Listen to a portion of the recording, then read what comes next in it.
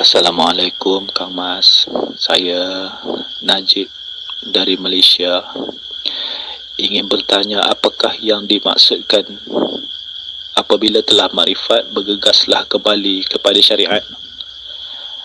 Kerana bagi yang telah makrifat tidak ada lagi daya upaya. Lalu apakah yang dimaksudkan kembali kepada syariat?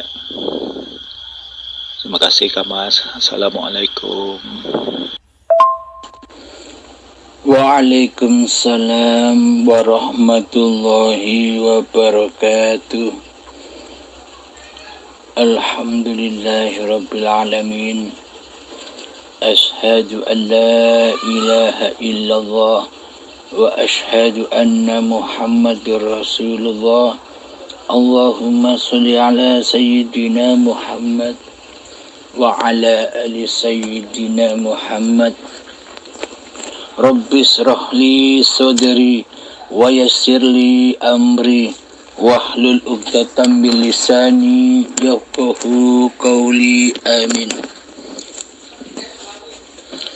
Bismillahirrahmanirrahim. Selama ini kita bersyariat. Selama ini kita melakukan ibadah dan sholat masih teraku-akui sebagai syariat, sebagai ibadah dan sebagai sholat. Hamba-Nya lah yang berkuasa di dalamnya. Sehingga di dalam bentuk tindak lakunya badan selama ini, aplikasi di dalam hatinya pasti menuju linafsi, tidak lillahi ta'ala. Karena selama ini kita belum bertuhan, kita belum beragama di sisi Allah. Karena bertuhan dan beragama di sisi Allah itu bukan lakunya dohir, bukan syariatnya manusia. Maka dari itu apabila syariat-syariat, ibadah-ibadah dan sholat-sholat kita supaya bisa beraplikasi, supaya bisa lillahi ta'ala, maka tempuhlah jalan hakikat dan makrifat. Yakni hatinya wajib dimasukkan Islam, hatinya wajib bertuhankan Allah. Karena babagan iman, karena babagan Islam, karena babagan berketuhanan itu adanya hanyalah di hati. Allah tidak memandang rupa dan hartamu, Allah tidak memandang seluruh amaliyah badanmu, Allah tidak memandang ilmu badanmu, dan Allah tidak memandang nasab kemuliaanmu di sisi manusia. Pada intinya Allah tidak memandang kemanusiaanmu, akan tetapi Allah hanya memandang hatimu. Bila di dalam hatimu masih yang berkedudukan maha besar, masih manusianya lah yang maha besar, yang maha kuasa masih manusianya, yang maha hidup masih manusianya yang merasa hidup, maka disitulah tanda bahwa manusia itu belum beragama dan belum bertuhan. Disitulah letak penilaian Allah. Bila hati itu suci dari hal yang selain Allah, suci bersih dari makhluk, maka sucilah seluruh amalia badan-badannya. Karena seluruh amalia badannya adalah af'alullah, bukan af'alnya manusia. Syariatullah, bukan syariatnya manusia. Maka dari itu, apabila manusia sudah duduk di makom hakikat dan makrifat, pertanyaannya begini: apakah manusia bisa bersyariat? Apakah manusia bisa bertorekot? Apakah manusia bisa berhakikat? Dan apakah manusia bisa bermakrifat kepada Allah, sementara manusianya tidak ada, tidak wujud, tidak hidup, tidak berkuasa atas diri manusianya sendiri? Jika selama ini kita masih mentuhankan diri manusia kita sendiri di hati kita, seolah-olah hidup dan badan serta syariat-syariat yang kita kerjakan masih menjadi syariatun nas, syariat manusianya. Karena hati masih belum Islam di sisi Allah, pandangan hatinya, kondisi hatinya belum selamat bertemu Tuhannya. Yang ada di dalam hatinya masih wujud kuasa manusianya lah yang merasa bersyariat, yang merasa bertoreko, yang merasa berhakikat, dan yang merasa bermakrifat. Karena sesungguhnya selama ini pelajaran-pelajaran hakikat dan makrifat di luaran sana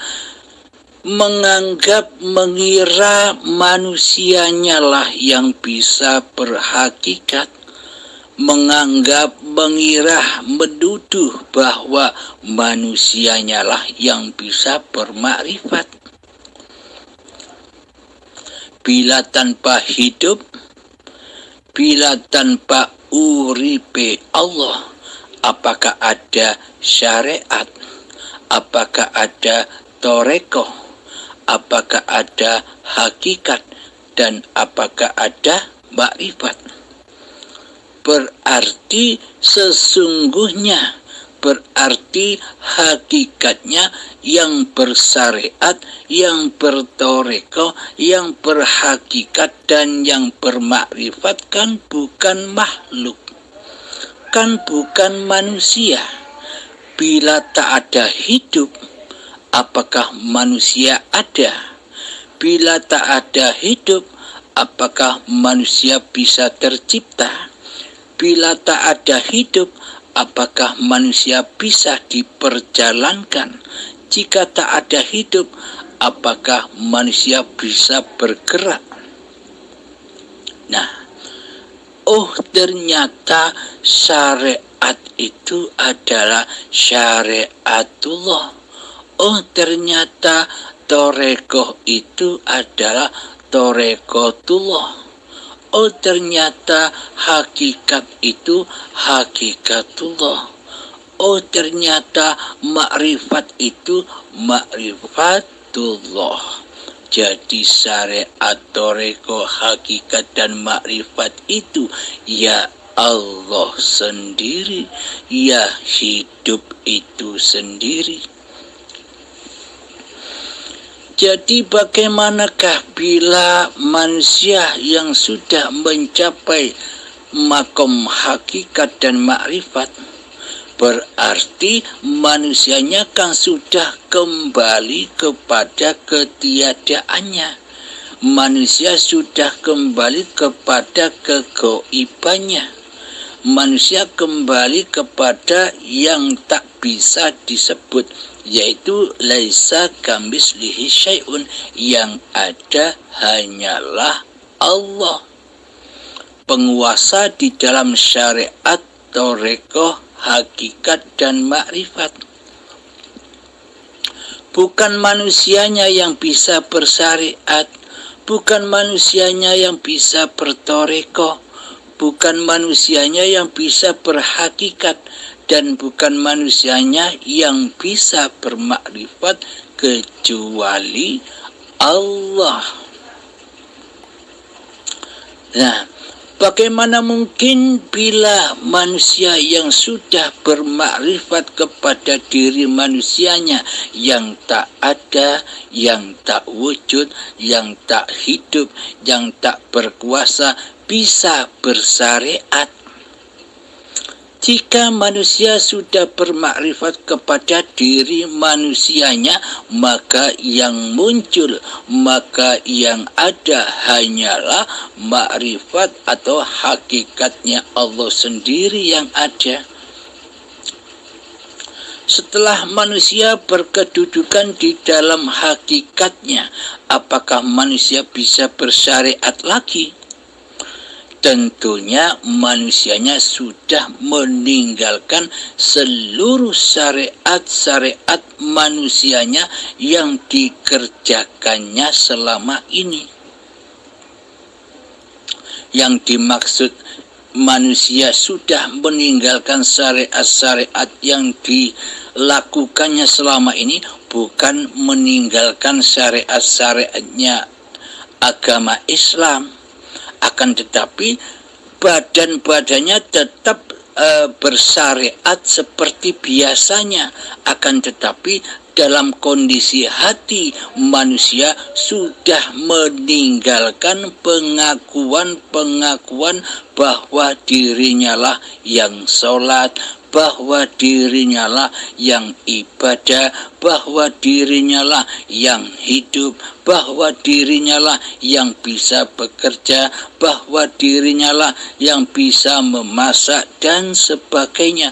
Jadi manusia yang sudah bermakrifat itu sudah tidak mengaku-ngaku lagi bahwa di dalam sholat, ibadah, dan segala keadaan serta tindak laku padanya sudah tidak diaku-akui sebagai syariatnya manusia. Karena manusia sudah menyadari bahwa seluruh apa yang ia perbuat bersumber dari hidup, bersumber dari uripe Allah. Bagi manusia yang sudah bermakrifat, maka akan menyadari bahwa sesungguhnya manusia tidaklah berkuasa di dalam syariat-syariatnya, manusia tidak berkuasa di dalam thariqah-thariqahnya, manusia tidak berkuasa di dalam hakikat-hakikatnya, dan manusia tidak punya kekuasaan di dalam makrifat-makrifat-nya kecuali Allah, kecuali hidup.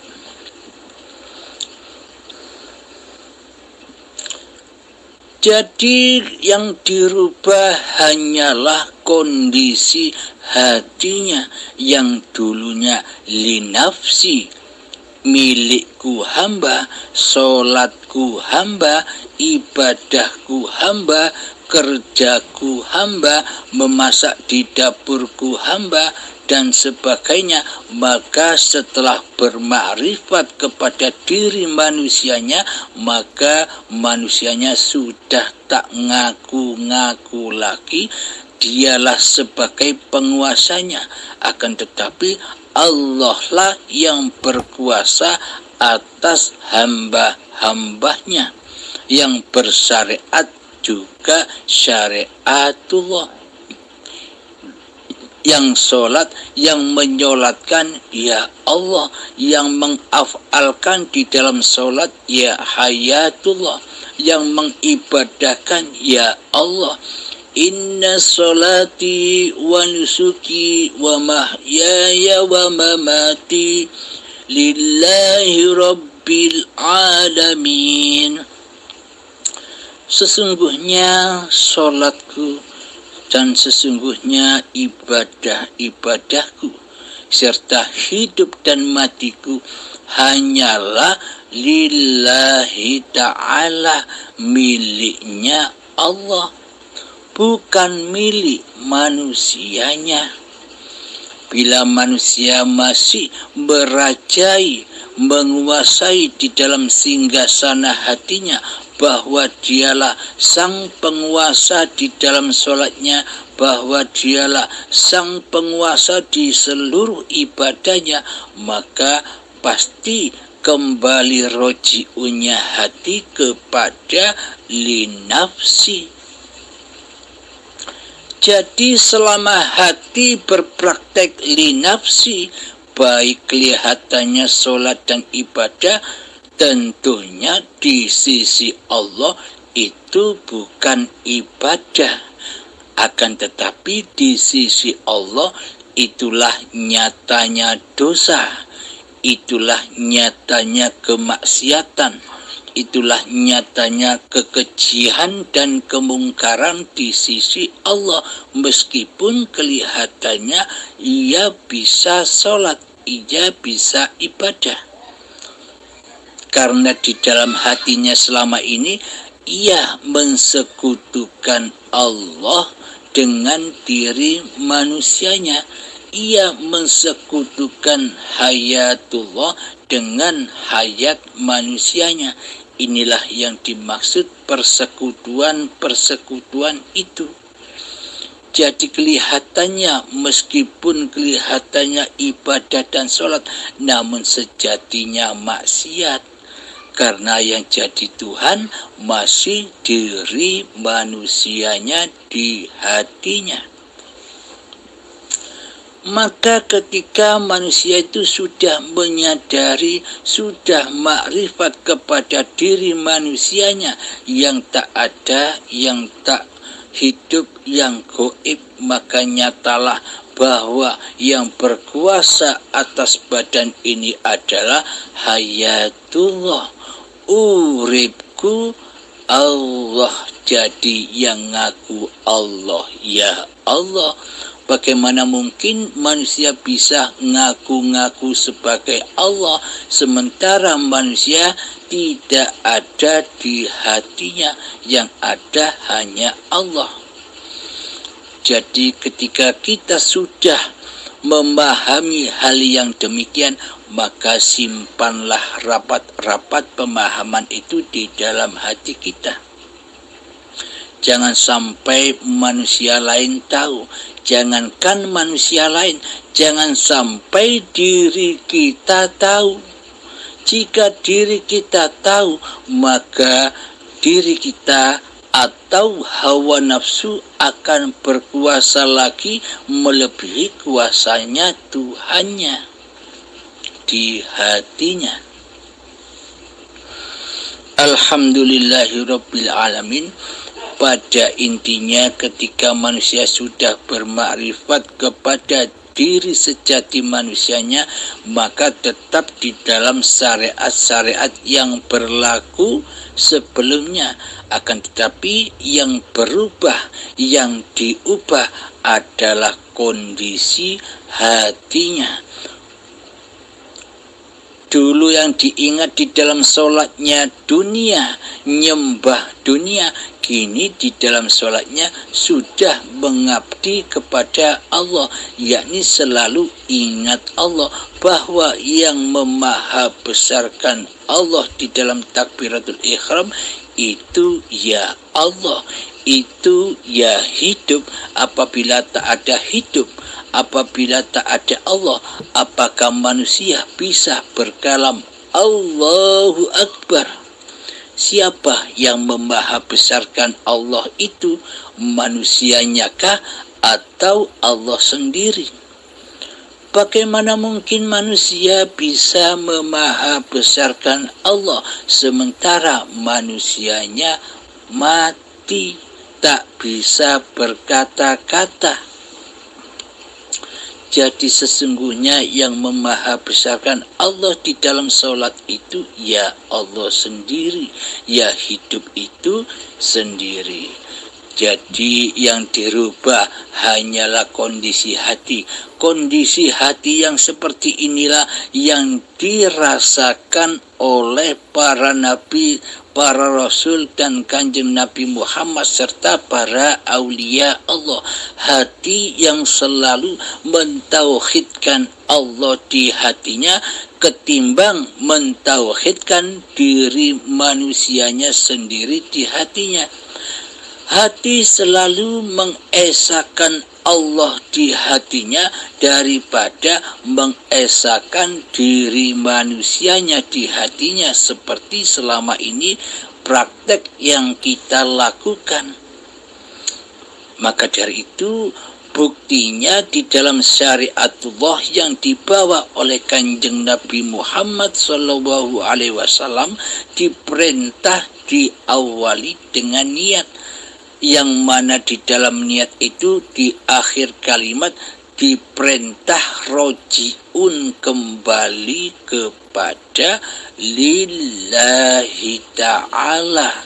Bila kita sudah menyaksikan bahwa hidup ini Allah, pasti niatnya lurus.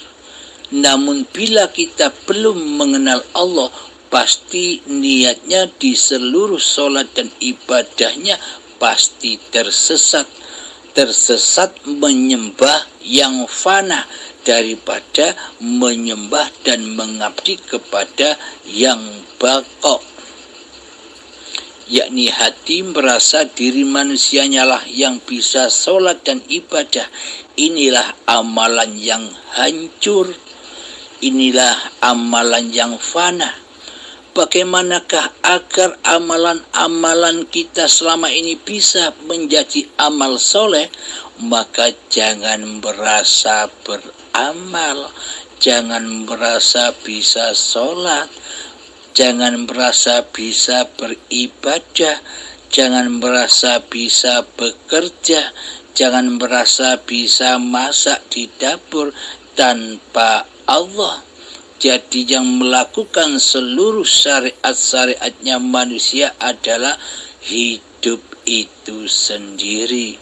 Yang dimaksud kembali kepada syariat itu setelah makrifat, kembali kepada syariatullah yang mana di dalamnya aplikasi hati sudah lillahi ta'ala. Inilah yang dimaksud manusia bila sudah bermakrifat pasti meninggalkan seluruh syariat-syariat manusianya. Yang dimaksud meninggalkan syariat-syariat manusianya adalah meninggalkan pengakuan diri manusianya yang berkuasa di dalamnya. Karena yang sanggup, karena yang bisa melaksanakan syariat, toreko, hakikat dan makrifat adalah hidup ini sendiri. Tanpa adanya hidup, apakah kita mengenal syariat? Apakah kita mengenal toreko? Apakah kita mengenal hakikat dan makrifat? Karena hiduplah syariat, toreko, hakikat dan makrifat itu ada. Alhamdulillahirabbil alamin. Semoga khususnya saya dan semoga umumnya kita semua selalu dibimbing oleh Allah Subhanahu wa ta'ala agar selalu kembalinya hati kepada Allah Subhanahu wa ta'ala. Akhiru kalam. Assalamualaikum warahmatullahi wabarakatuh. Alhamdulillahi Rabbil Alamin. Alhamdulillahi Rabbil Alamin. Alhamdulillahi Rabbil Alamin. Terima kasih, Kamas. Terima kasih. Terima kasih. Semoga Kamas sentiasa di bawah ridha Allah bersama kasih sayang. Terima kasih atas huraian yang Kamas bagi, yang telah menjawab semua persoalan saya. Sungguh Allah itu Maha Penyayang. Terima kasih, Kamas. Terima kasih. Assalamualaikum warahmatullahi wabarakatuh.